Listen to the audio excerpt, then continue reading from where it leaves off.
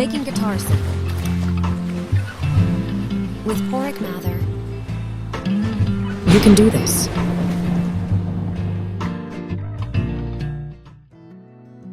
In this video, we'll have a close look at what really happens when you change guitar chords.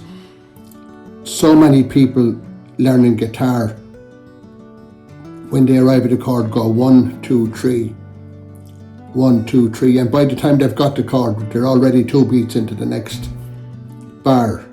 Whereas if you look at competent guitarists, 1, 1, 1, 1, 1, no matter how difficult the chord is, 1 is all it takes.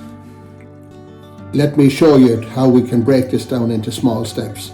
We will take an A chord to E minor for a start. So hand position is critical. As with all my books and programs, the thumb sits on top and we maintain this triangular position. Not this, unless you're playing an F chord.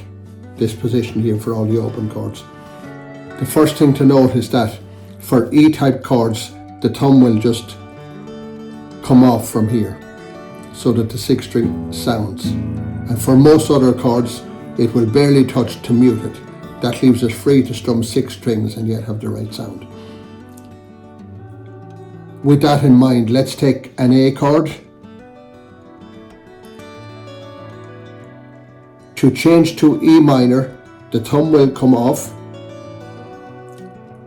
These 3 fingers will come off as a unit, and the first and second fingers will come up 1 string as a unit. That's the 3 moves that happens. Let's look at that again.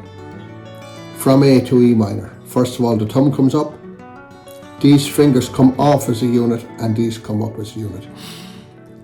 But to get the chord fully right, those 3 moves happen simultaneously at the same time.